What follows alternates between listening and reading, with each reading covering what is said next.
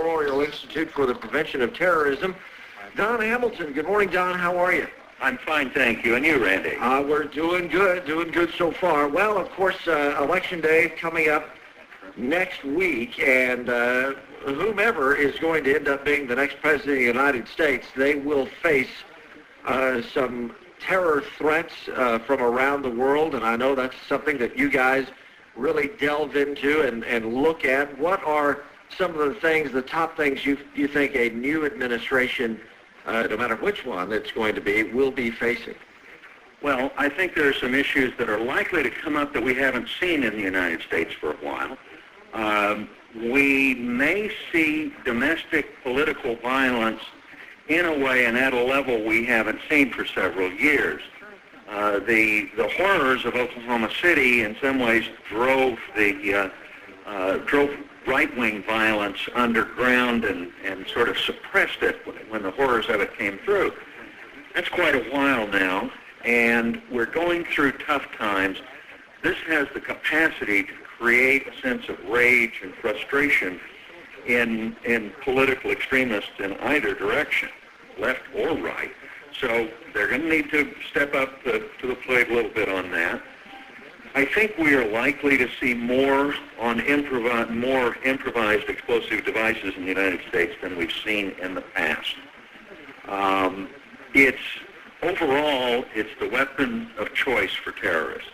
While Al-Qaeda is sort of fascinated with aviation, the truth of the matter is that most people who have been killed by terrorists in living memory have been killed by terrorist bombs, even more than with firearms.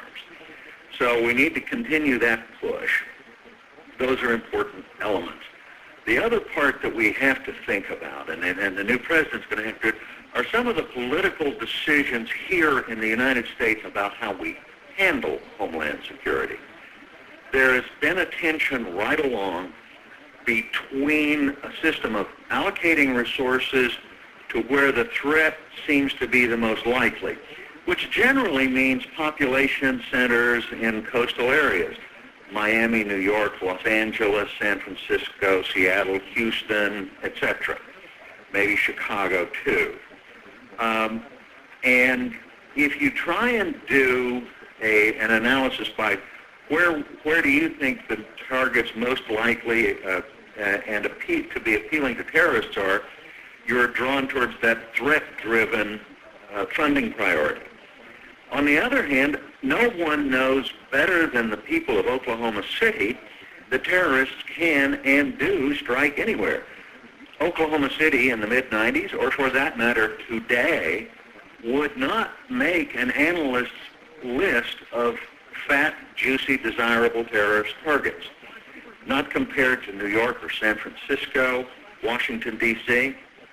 So you've got to think about that, because I think the Homeland Security budget will be under terrible pressure in the absence of terrorist attacks here, which no one wants to see. Right. Will be under terrible pressure because of the costs of re-equipping our military, repairing worn out, and replacing worn out, repairing used equipment. So, and we've got billions, hundreds of billions flowing out in the financial crisis. Budget pressures are going to be very severe, and I think the new president is going to have to choose how he wants to protect against terrorism. I imagine we'll lean towards a more threat-driven analysis instead of an analysis that says every state gets something.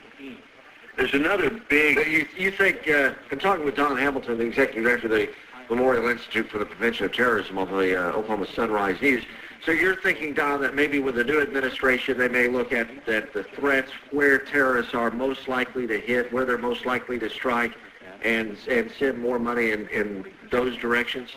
I believe that's absolutely true. I think that it's quite likely the new president will spend less money trying to protect low probability targets and focus instead on high threat, high consequence, high probability targets, just because of budget pressures and the realization you can't protect everywhere all the time.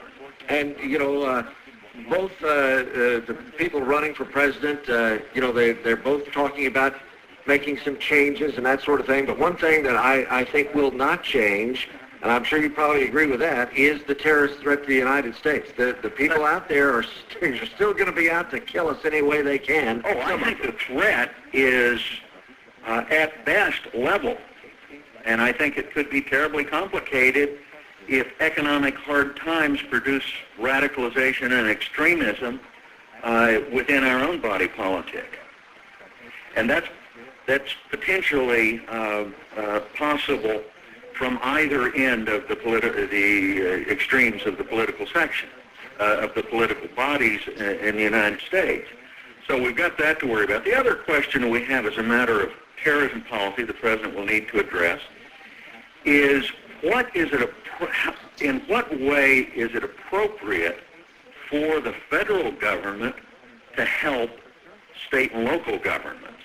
And there was a big fight about this a couple of years ago, and it was sort of compromised away.